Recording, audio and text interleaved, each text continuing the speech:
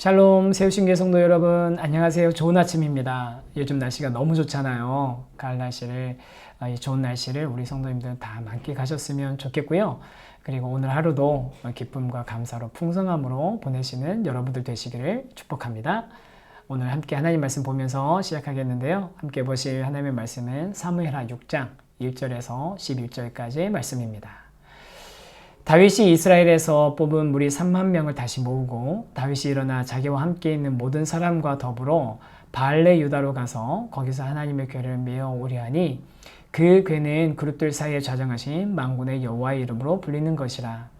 그들이 하나님의 궤를 새 수레에 싣고 산에 있는 아비나답의 집에서 나오는데 아비나답의 아들 우사와 아효가 그 새 수레를 모니라. 그들이 산에 있는 아비나답의 집에서 하나님의 궤를 싣고 나올 때 아효는 궤 앞에서 가고 다윗과 이스라엘 온 족속은 잣나무로 만든 여러 가지 악기와 소금과 비파와 소고와 양금과 재금으로 여호와 앞에서 연주하더라.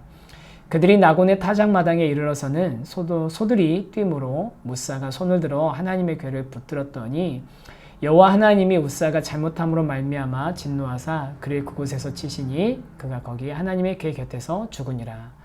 여호와께서 우사를 치심으로 다윗이 분하여 그곳을 베레스 우사라 부르니 그 이름이 오늘까지 이르니라.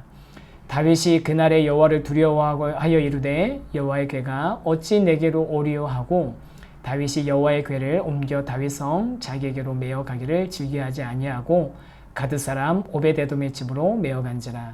여호와의 궤가 가드 사람 오베데돔의 집에 석 달을 있었는데 여호와께서 오베데돔과 그의 온 집에 복을 주시니라. 아멘. 오늘은 거룩함은 지켜내는 것입니다 라는 제목으로 말씀을 좀 나누려고 합니다. 블레셋과의 전쟁에서 이긴 다음 장면이 이제 다윗이 사람들을 선발해서 법궤, 언약궤를 옮겨오는 이 장면인데요. 다윗이 왜 이 언약궤를 가져오려고 했는지에 대해서는 그 이유는 나오진 않습니다. 하지만 다윗이 통일된 이스라엘의 왕이 되기까지의 과정이나 이후에 블레셋과의 전쟁을 치르면서 보였던 그런 다윗의 모습을 생각해 보면 하나님의 뜻을 구하고 하나님의 뜻을 찾고자 하는 그 마음의 중심도 있었던 것 같고요. 또 다윗에게 있어서 언약궤가 예전에 엘리 제사장 시절에 블레셋을 빼앗긴 이후에 그 치욕을 당한 이후에 이곳저곳을 옮겨 다녔던 것에 대한 안타까움도 있었던 것 같습니다.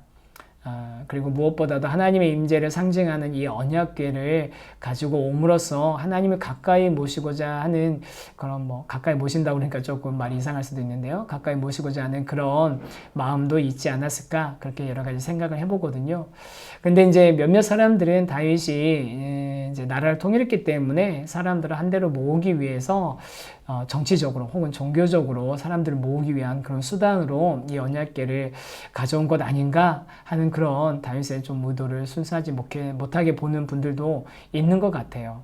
또 그럴 수도 있다라는 생각을 오늘 이제 뒤에 말씀을 이제 좀 묵상하면서 좀 갖게 되는데요.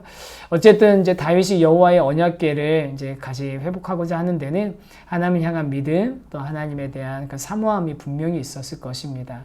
그런데 그런 사모함과 그 믿음을 가지고 했던 일들이 어떻게 진행되는지 오늘 말씀을 좀 보면요.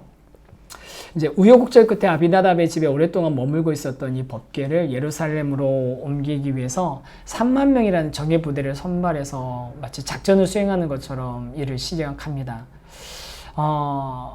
이제 군사작전 같이 하는 거죠.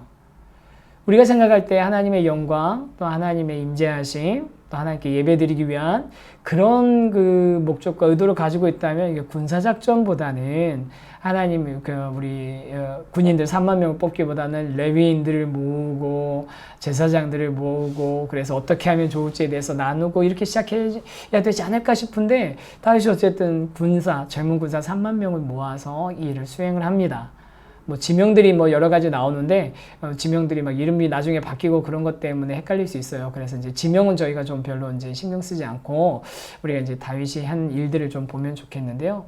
이제 엘리의 두 아들 홈니와 비나스가 블레셋과의 전쟁 승리를 위해서 이 수단으로 법궤를 가져갔을 때 그때와 비슷한 느낌으로 이 사건을 기록하고 있는 거예요.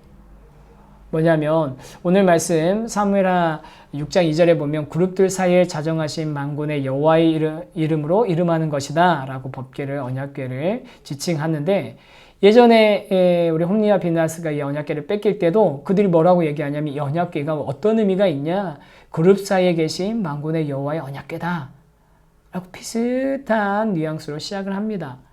그리고 또 한 가지 비슷한 점이 있습니다. 뭐냐면 블레셋 사람들이 이제 언약궤를 뭐 다곤의 신당에서 다곤의 뭐 머리가 떨어지고 손목, 발목이 잘리고 나서 이제 결국은 이제 나중에 돌려보내지 않습니까? 베세메스로 돌려보낼 때 그때 암소들에게 이 수레를 끌게 하고 새 수레를 만들고 암소들에게 수레를 끌게 하고 그 수레 위에다가 언약궤를 올려서 언약궤를 옮겼습니다. 근데 이제 나곤 우리 이 그런 모습하고 비슷하게 본문에서도 이 아비나답의 집에서 옮기면서 언약궤를 옮기면서 새 수레를 마련하고 수레 위에다가 언약궤를 얹어가지고 이동을 시키는 거죠. 끌어서 가는 거죠. 그리고 결과적으로 이제 예전에는 베세메스 사람들이 이 언약궤를 들여다봄으로써 열어봤다가 많은 사람들이 죽게 됐는데 오늘 본문에서도 우사가 언약궤에다 손을 댐으로써 언약궤를 손으로 만짐으로써 죽임을 당하는 그런 장면까지 나오는 거 봐서 예전에 언약궤가 빼앗겼던 그때의 상황들과 오늘 지금 다윗이 언약궤를 옮기려는 이 상황이 지금 흐름이 비슷하게 진행된다는 것을 사무엘하가 의도적으로 좀 드러내고 있는 것 같습니다. 이 수레에다가 언약궤를 실은 이 일행의 무리가 이제 나곤의 타작마당에 이제 이르렀는데 그때 소들이 날뛰어서 궤가 땅에 떨어질 뻔하고 그것을 우사가 옆에서 손으로 잡았는데 하나님께서는 이 우사를 치심으로 그가 그 자리에서 죽어버렸습니다. 율법에서는 어떤 이유에서든지 사람이 법궤를 만지는 것을 허용하지 않고 있잖아요. 우사의 입장에서는 억울하다고 할 수도 있겠죠. 왜냐하면 그냥 놔두면 언약궤가 떨어지니까 그 언약궤를 갖다 붙잡아야 된다라고 생각하고 다급하게 언약궤를 손으로 만졌는데 그것은 명백하게 하나님의 거룩하심에 대한 하나님의 영광에 대한 침해였습니다. 이 사건 때문에 다윗은 큰 충격을 받게 되는 거죠. 다윗이 분하고 충격을 받은 이 모습을 보면서 다윗이 어떤 마음으로 이 언약궤를 옮기려고 했을까? 그걸 갖다 저희들 한번 좀 생각해 보게 됩니다. 정말 순수하게 하나님의 영광만을 생각했다면 다윗이 분하다라고 표현하진 않았을 텐데 그 감정이 격하게 올라오는 걸 보니까 자기 의도대로 계획대로 되지 않은 것에 대해서 굉장히 뭔가 좀 화가 난 것 같은 그런 느낌을 우리 말씀이 전해주고 있거든요. 그래서 오늘 말씀에 이렇게 나옵니다. 여호와께서 우사를 치심으로 다윗이 분하여 그곳을 베레스 우사라 부르니 그 이름이 오늘까지 이르니라. 다윗이 분하여. 그리고 나서 다윗은 그날의 여호와를 두려워하여 이르되 여호와의 궤가 어찌 내게로 오리요 하고. 이제까지 다윗에게 하나님은 어떤 분이었을까요? 항상 자기를 도와주시고 보호해 주시고 인도해 주시고 또 적과의 싸움에서 승리하게 하시는 그런 하나님이셨잖아요. 항상 내 편인 것 같은 하나님. 그런데 여러분, 내 편이신 하나님이라고 해서 우리가 아무렇게나 대해도 되는 걸까요? 하나님의 영광에 대해서 우리가 마음껏 침해해도 될까요? 다윗은 그제서야 두려운 하나님을 다시 고백하게 되는 겁니다. 그래서 다윗이 어떤 의도로 언약궤를 다윗성으로 옮기려고 했는지는 명백하게 처음부터 그 의도가 드러나진 않지만 이 과정들을 보니 다윗의 어떤 순수하지 못한 의도 아니면 자신의 어떤 계획 이런 게 분명히 있었던 것 같고 그 과정 가운데 하나님의 진짜 영광 하나님께서 누리셔야 되는 하나님께서 받기 합당하신 절대로 침해될 수 없는 하나님의 그 거룩하심에 대해서 그것이 침해되었을 때 어떤 결과가 났는지에 대해서 다윗은 아주 이게 뼈저리게 경험하게 된 겁니다. 사랑하는 성도 여러분, 우리가 하나님의 사랑을 받고 있고 하나님의 그 은혜를 받고 있는 자들인 게 분명합니다. 하나님 우리를 사랑하신다고 해서 그렇다고 우리가 그 하나님의 거룩하심을 하나님의 그 위엄을 영광을 우리가 침해할 수 있을까요? 절대 그렇지 않습니다.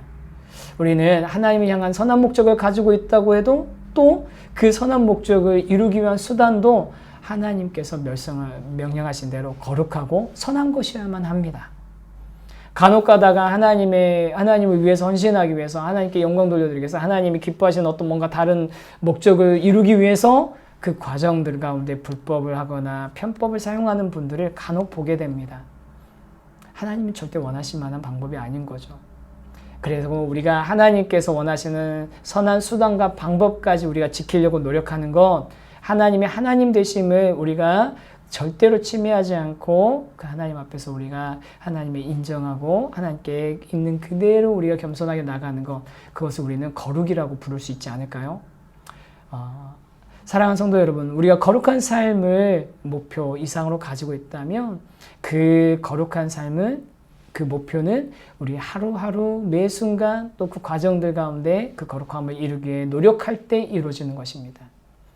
실제적인 삶의 순간들이 하나님을 알고 따르는 백성다운 거룩함을 지켜나갈 때 그 거룩한 삶의 목표는 완성되어지는 것이죠. 그래서 오늘 저와 여러분이 그렇게 하나님이 기뻐하시는, 또 하나님께 영광 올려드리는 하나님의 하나님 되심을 인정하시는 그런 거룩한 삶을 살아낼 수 있기를 원합니다. 오늘 누구를 만나시든 어딜 가시든 또 어떤 일을 하시든 우리가 거룩한 하나님의 백성이라는 것을 잊지 말고 그 거룩한 목표를 향해 나가기 위한 오늘 하루하루의 과정까지도 거룩한 그런 삶을 살아내는, 거룩함을 지켜내실 수 있는 저와 여러분 되기를 간절히 소망합니다. 그런 마음으로 함께 기도하겠습니다.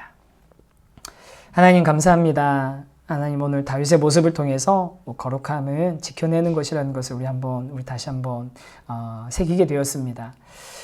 다윗이 어떤 의도로 하나님의 궤를 언약궤로 옮기려 했는지는 알지 못하지만 그 과정 가운데 드러났던 자신의 의도와 자신의 계획이 수행되지 않았을 때, 이루어지지 않았을 때 다윗의 모습을 보면서 정말 우리가 하나님의 그 거룩하심과 하나님의 영광을 생각한다면 우리의 삶의 모든 순간들 또 과정들까지도 그 거룩함을 지키기 위해 노력해야 된다는 것을 다시 한번 배우게 됩니다. 하나님, 우리 성도님들 가운데 그런 거룩함을 지켜낼 수 있는 힘과 용기가 되어주시고 오늘 성령님의 도우심으로 말하는 거룩하신 성령님의 도우심으로 말미암아 그 거룩한 삶을 살아낼 수 있는 저희들 모두 되게 하여 주시옵소서. 주님께 감사드리며 예수님의 이름으로 기도드립니다. 아멘.